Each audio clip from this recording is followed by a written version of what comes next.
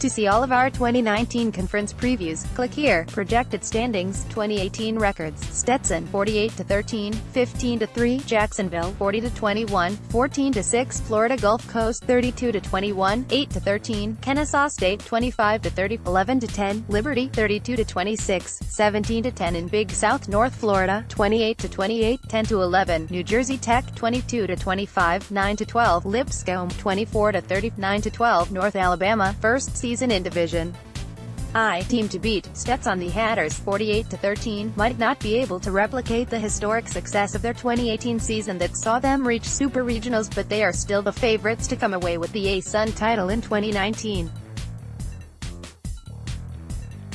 Stetson lost right-handers Logan Gilbert, a first-round pick Joey Gonzalez and Jack Perkins from last year's rotation, as well as All-American closer D.H. Brooks Wilson, but left-hander Mitchell Senger, 9-2, 2.51, is back and ready to take over on Friday nights. His return will take some pressure off the new pitchers in the rotation: Robbie Pito, a junior college transfer who originally began his career at North Carolina, and Austin Wood, 0-0, 2.84, who is sliding into a starting role after a solid freshman season in the bullpen.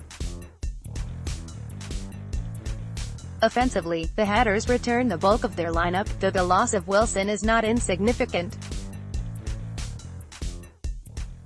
With its hitters a year older, Stetson has the potential to be more high-scoring than they were a year ago with the return of center fielder Jacob Coos, .291, .387, .423, third baseman Jonathan Miola, .266, .362, .391, right fielder Andrew McNeil, .263, .380, .388, and shortstop Jorge Arenas, .233, .296, .363.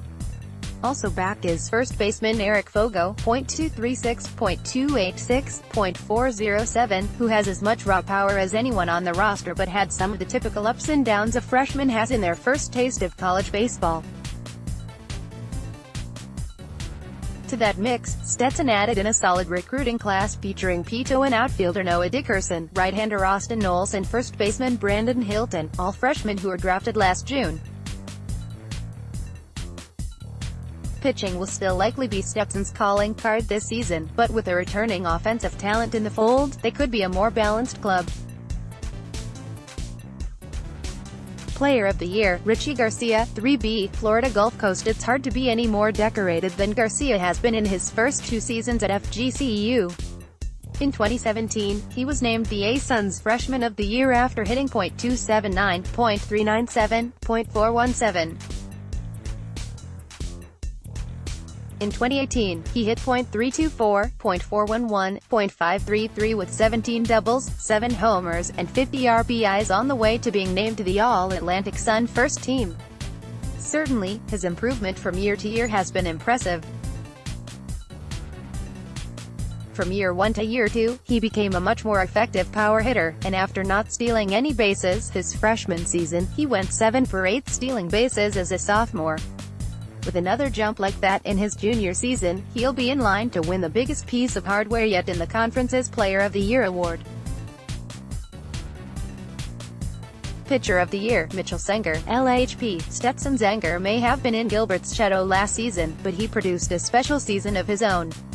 In 93.1 innings, he had a 2.51 ERA, a 114-28 strikeout-to-walk ratio and limited opponents to .196 batting average.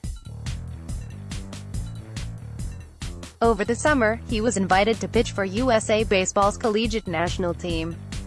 This season, he'll have to do more heavy lifting on the weekends with the departures of Gilbert and Perkins, but he should be up to the task. He may not have Gilbert's power arsenal, but Senger has demonstrated he has the combination of stuff and pitch ability necessary to succeed. He looks like the next in the line of premium pitchers to come out of Stetson and should be in line for a big year. Freshman of the Year, Brandon Hilton, 1B. Stetson. The presence of sophomore Eric Fogo, another powerful bat on the Stetson roster, will likely force Hilton to split his time between first base and DH. Hilton, listed at 6'7", 230 pounds, was drafted in the 33rd round by the Brewers last year. His size and pedigree suggest that he will be a contributor right away for the Hatters. Hilton was lauded for his ability to adjust to college pitching quickly in the fall, and his plus power could be a game-changer in a Stetson lineup looking to have more punch in 2019. Top 25 teams, none. Notable storylines: North Alabama, led by head coach Mike Keane, will take the field as a Division I program for the first time in 2019. The Lions have been a solid Division II program over the years, and that should create confidence that they'll be contenders in the league in due time. In the near term, however, they'll have the types of growing pains you would typically expect from a transitioning program, not just because they're moving up in competition but also because they have some significant roster attrition. Brant Holland and Kyle Hubik were the two most effective hitters in the North Alabama order a year ago, and now they're both gone. The same is true of their three top starters, Tyler Joyner, Shane Priest and Lane Wallace. In the lineup, outfielder Kevin Brenning, .330, .431, .417, will be a catalyst, with the same being true of key reliever Josh Stillman, 1-0, 1.94. North Alabama will not be eligible for the postseason until 2023. In addition to adding North Alabama, the Atlantic Sun essentially traded South Carolina upstate to the Big South Conference in exchange for Liberty. The Flames, 32-26, were consistent contenders in the Big South, and they figure to improve the depth of the A-Sun. A rotation fronted by the duo of Garrett Price, 7-4, 3.99, and Noah Skro, 4-3, 4.57, will give the Flames a chance every weekend.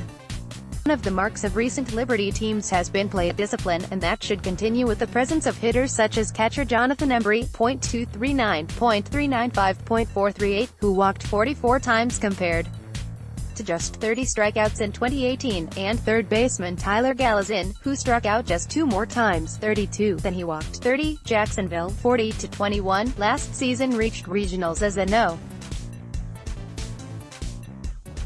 2 seed and should once again be a quality challenger to Stetson at the top of the league. Their foundation includes a starting pitcher in Tyler Santana, 10-2, 3.76, who could find his way into the Conference Pitcher of the Year race, a freshman All-American closer who tied for the national lead in saves last year in Chris Maloney, 3-2, 2.97, a second baseman who was second in the league in hitting last year in Scott Dubrule, .348, .409, .418, and a third baseman in Angel Camacho, .329, .394, .454, who should be among the favorites for League Player of the Year. With that kind of talent returning to campus, it would be a surprise if the Dolphins weren't right there with the Hatters in the standings come May.